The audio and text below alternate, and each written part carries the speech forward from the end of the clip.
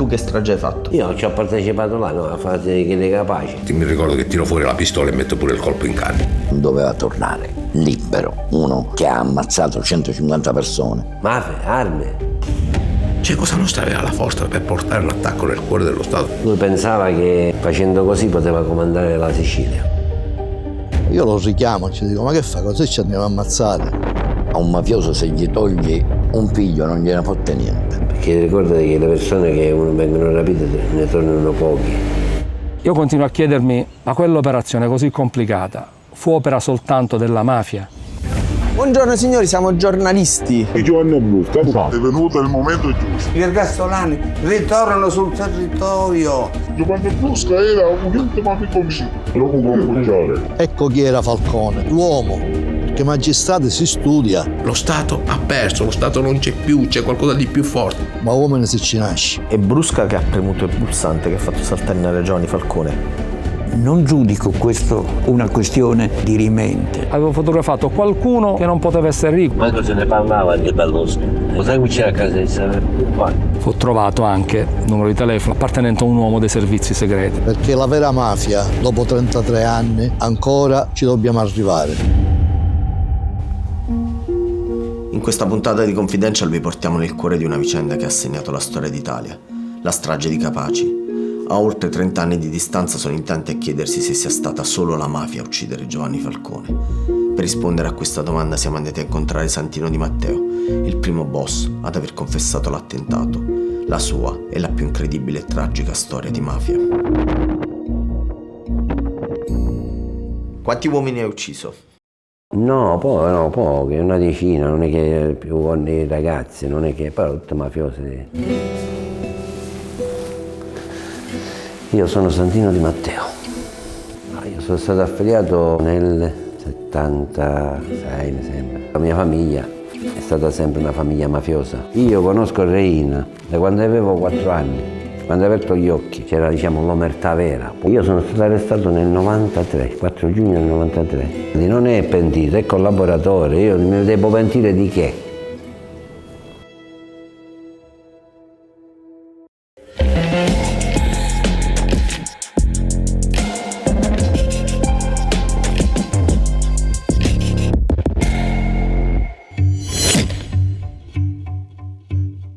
Questa storia non può che iniziare nel cuore della Sicilia più profonda, ad Altofonte, il paese di Santino Di Matteo.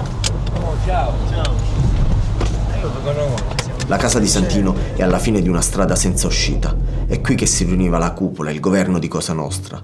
Per la prima volta Santino mostra il luogo in cui si decideva della vita e della morte di migliaia di persone. È qui che viene progettata la strage di Capaci. Mi racconti quella porta che è chiusa prima? Che cosa succedeva lì? Va bene, guarda, quella è l'entrata, l'entrata tutti venivano i personaggi, no? Chi sono i personaggi? Brusca, Reina, Bagarella, Messina Denaro, Di Graviano venivano, Uttatauro, c'era pure Biondo. Quindi la cupola si riuniva qui? Sì, ma spesso si venivano sempre qua, la sera era sempre pieno di persone. Quindi ci parlavano di lavoro, parlavano di edilizia, cose, di tutto parlavano. Di appalti? Di appalti grossi, come no? Il tavolo arrivava là dentro. Ci andavano più di 20 persone, tutte sedute con le sedie. Qua c'era la cucina e la lavastoviglie, che quei piatti chi facevano, mica si potevano fare i piatti. Capaci è stata decisa qui? Sì, hanno deciso qua, come no.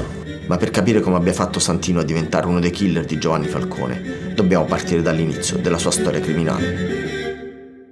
Quando sei stato affiliato a Cosa Nostra? Sto con Cosa Nostra quando sono nato. Perché stai con Cosa Nostra da quando sei nato? Perché stavo sempre con loro, no? Sapevo cioè, tutte queste cose le so tramite pure mio padre.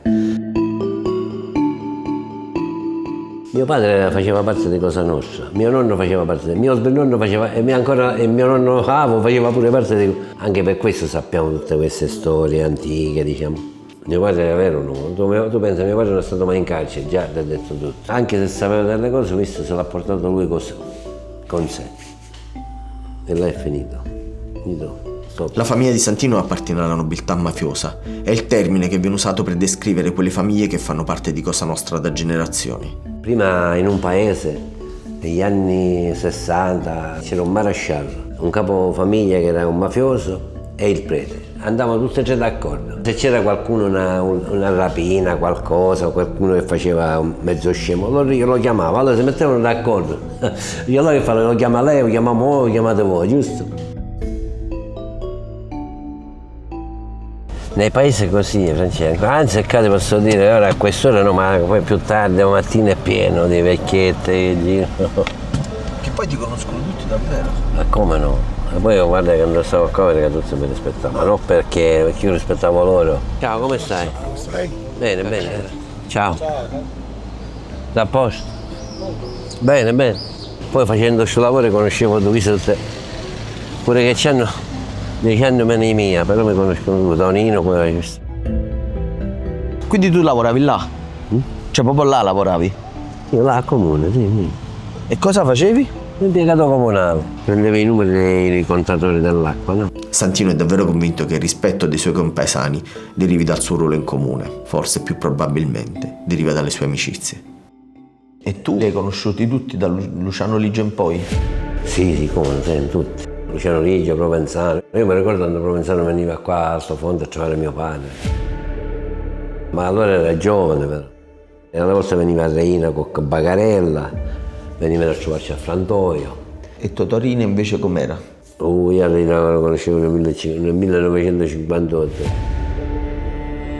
Era un uomo di distruzione, anche perché io sempre gli dico che se lui era nato in una famiglia mafiosa, là era inquadrato, l'educazione, come devi rispettare le persone senza far vedere che sei tototermine. Che questi ci vivevano con lo Stato. Dicevano sempre, noi con lo Stato ci dobbiamo convivere, non ci dobbiamo fare la guerra. Reina, siccome Reina era ignorante, perché l'ignoranza l'ha portata a questo. Allora ci vede prima ha fatto la guerra dentro la mafia e poi ha fece con lo Stato. E così là è finito tutto.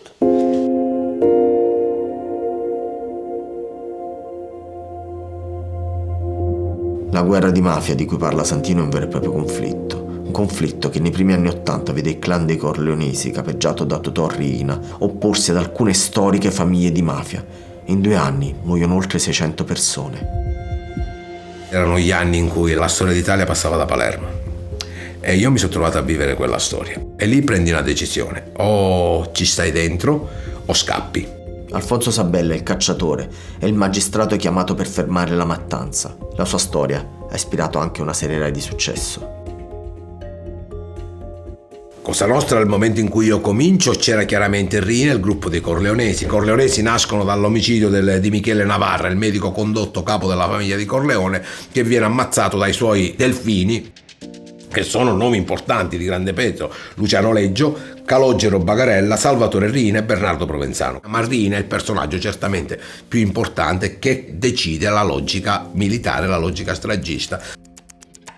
I Corleonesi avevano a disposizione un arsenale sterminato di armi, ma anche moltissimi soldati capaci di usarle. Scusami, quante armi aveva la mafia all'epoca? Mafia, armi.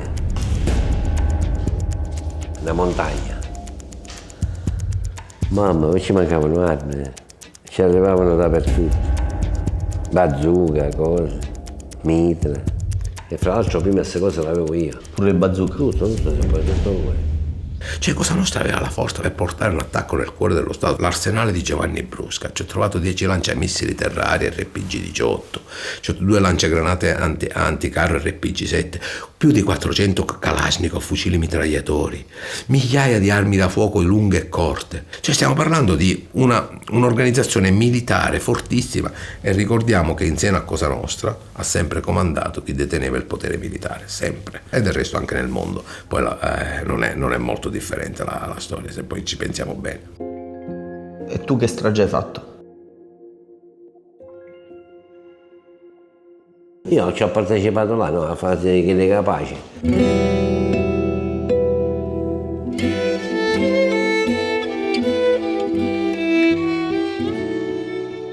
Stiamo per ascoltare le fasi preparatorie del più grande attentato della storia della mafia, la strage di Capaci.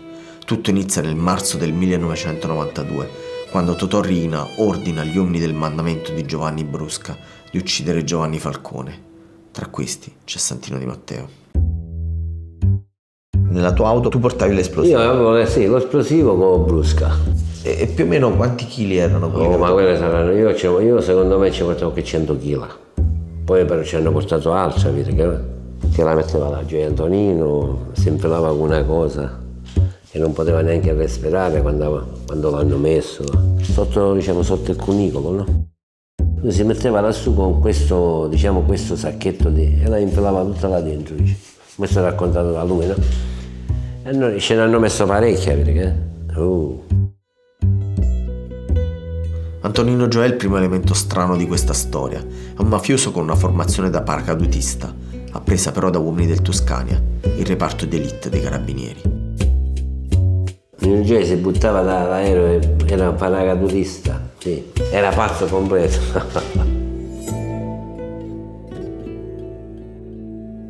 L'attentato di Capaci richiede preparazione militare.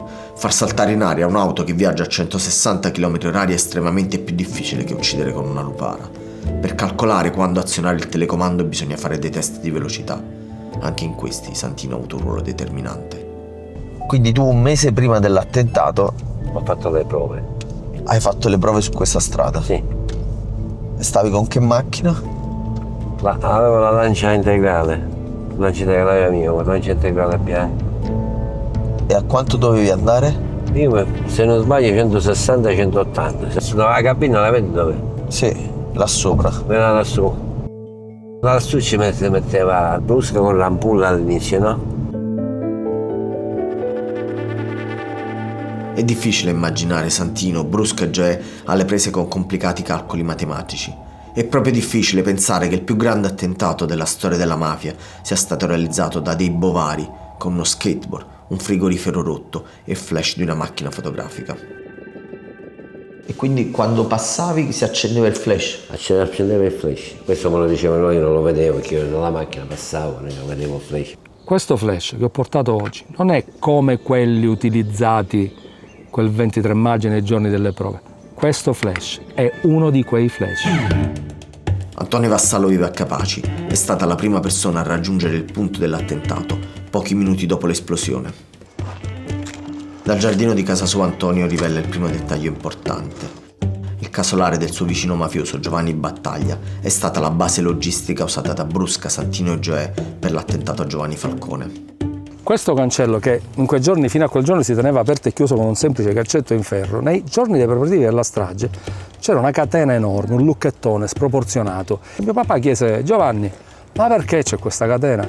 La sua risposta fu: c'è una femmina che mi viene a trovare. Il secondo elemento importante che rivela Antonio è la provenienza dei flash usati per i test di velocità. Un pomeriggio mi venne a cercare Giovanni Battaglia, il mio vicino, chiedendomi di procurargli questi flash. Io mi sorpresi positivamente, perché per me il mio vicino Giovanni aveva scoperto una forma di bellezza, la fotografia. Tutte le forme di bellezza sono all'antitesi delle porcherie che fanno i mafiosi. Gli suggerì, gliel'avrei comprata io, una macchinina useggetta col flash integrato. Lui: no, voglio questi. E nel pomeriggio gliene procurai in un magazzino dove mi forniva, non li avrebbero più venduti a nessuno, una bella confezione. Giovanni la ritirò, dopo una settimana me ne ordinò un'altra e dopo una settimana ancora un'altra confezione. La terza confezione non la ritirò mai, non capii mai perché, ma non capivo anche perché tra un ordine e l'altro non mi portava le fotografie da stampare. 3 anni circa più tardi, Saverio Lodato pubblica in un volume e al capitolo I preparativi della strage inciampano nelle parole che descrivevano l'utilizzo di questi flash. La sensazione è stata reale di essere stato complice dei preparativi di quella strage. Loro utilizzavano questi perché riuscivano ad aprirli, a collegare i contattini della lampada interna positivo o negativo col ricevitore sotto l'autostrada. Quando passava durante le prove la macchina di un loro complice, da quella collinetta premevano il telecomando e anche se vi fosse stata una bella giornata di sole tipica siciliana, loro ugualmente sarebbero riusciti a vedere la luce breve ed intensa di queste lampade. Il flash viene attivato attraverso un radiocomando per le auto giocattolo, l'ennesimo oggetto di uso comune applicato a una strategia militare. Allora siamo andati in un negozio di via Macqueta a prendere questi telecomandi, io e Giovanni Brusca. Quanti telecomandi erano? Noi ne abbiamo presi 2. Poi io so che in altri 2 l'ha portato lui. Lui chi? L'ampulla. L'ha portato dal paese suo, non so, comunque l'ha portato lui. E poi Anche perché 2 l'hanno usato loro e 2 poi l'hanno dato ai fratelli Graviano, no? I radiocomandi sono in tutto 4. Significa che la mafia già si preparava a una nuova strage, quella di Via D'Amelio.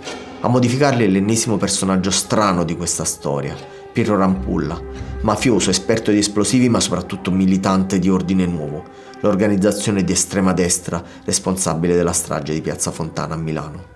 Rampulla aveva tutto, perché lui era l'esperto, era lui, no? In questa materia. Preparava tutto lui, questo catanese, no? Che ora, insomma, ancora fosse in carcere, questo mica è facile che esce. I catanesi ce l'hanno dato proprio per questo, perché lui era un esperto in materia, capito? E che tipo era Rampulla? Si vedeva che era una persona valida, nel senso, no? Di azione, di cose, stava sempre serio. Comunque, guarda, io aveva 30 anni che non lo vedo. Benché Santino continui a sostenere di aver avuto un ruolo marginale nella strage di Capaci, è a casa sua che Piero Rampulla prova l'esplosivo per uccidere Giovanni Falcone. Rampulla ha fatto il test, che ha riempito un masso di cemento, ha fatto il test per vedere se spaccava. No, ci ha funzionato. E dove l'ha fatto? In campagna, a Rebottone.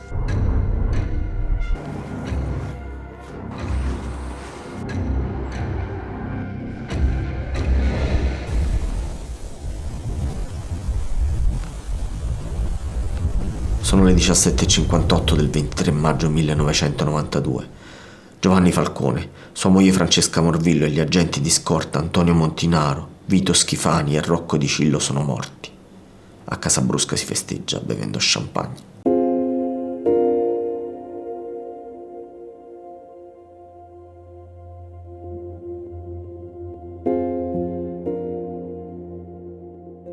Tu quando sei stato arrestato? 93 giugno, 4 giugno 93. Inizio a collaborare a ottobre. E come ti hanno convinto? Parlando. All'inizio magari era difficile, no? Perché dice come faccio di qua a passare là, che ne so. Poi invece no, poi ho visto. Per questo dico sempre che dovrebbe nascere 2 volte uno, no? Tu pensa, quella sera, me lo ricordo, ha chiamato il nuovo Presidente della Repubblica, era Scalfaro. Ha chiamato questo Presidente, l'hanno chiamato, guarda che così, penso che forse abbiamo trovato la persona che ci sta dando una mano. Il mio Presidente dice, date tutto, se è vero quello che dice, fate tutto quello che gli spetta, Santino Di Matteo diventa fondamentale nella storia di Cosa Nostra perché è il primo, ricordiamo, il primo a parlare della strage di Capaci. Cioè Santino Di Matteo, quando decide di collaborare, fa i nomi e i cognomi di quelli che avevano partecipato a quella strage e quindi diventa un obiettivo dei mafiosi.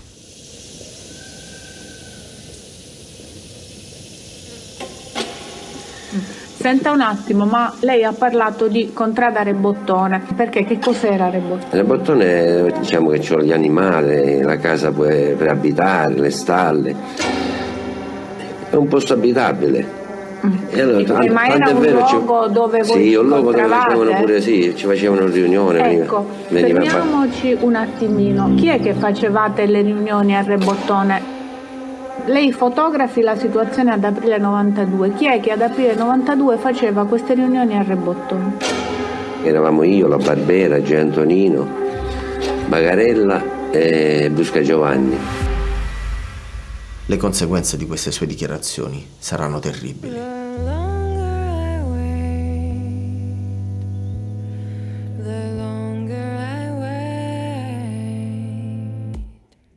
Giuseppe viene rapito il 23 novembre. Sono andati 3 o 2, non lo so di preciso quanti erano, vestiti di poliziotta e hanno invitato Giuseppe che doveva venire da me. Allora il bambino ha detto sì, vengo subito da mio padre. Una volta che hanno visto che c'erano vestiti di poliziotta, ma anche se non erano vestiti, i ragazzi da 11 anni, lo prendo stesso, mette sotto il braccio e te lo porti, vabbè. E così hanno fatto, hanno preso Giuseppe, l'hanno sequestrato e poi hanno contattato, diciamo, me perché volevano che io mi fermavo no, che fermi. In Cosa Nostra non è che a me nessuno mi doveva imparare come si agisce, come non si agisce, perché ricordate che le persone che vengono rapite ne tornano pochi, tornano le persone che debbono pagare capito? Se tu vieni sequestrato per i soldi, allora, se no non torna nessuno. Quella è una barzelletta che loro dicono, una fesseria. E purtroppo è andata così. Ci fermiamo un po'. Pigliamoci un caffè. Oi.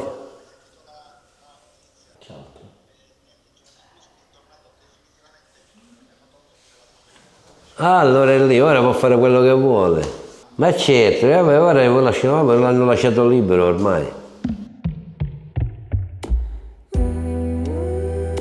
Adesso tutto il mondo scrive che è uscito Brusca, non è che sono ricchi di più, e fanno affari illeciti, lo Stato glielo consente. Siamo giornalisti, volevamo fare un'intervista. No, siamo tutti simili qua. Monticciolo cambiò strada e andò a comprare il bidone dell'acido. Ma quando arrivavano i carabinieri, Brusca scompariva. Vai. Vai. Abbiamo fatto irruzione in quel bunker il 25 di febbraio del 1996. Di Giuseppe non c'era più nessuna traccia. John Brusca, un pezzo di merda. Giovanni Brusca era un intimo amico mio. Lo posso dire fuori alla. Totorino ci dette 500 milioni, ci ha regalato. Per Capaci. Per Capaci, poi lui stava sempre in giro, no? La cosa, sai, che mi fa incazzare qual è? Brusca è milionario. Brusca viene a godersi i milioni di euro. The longer I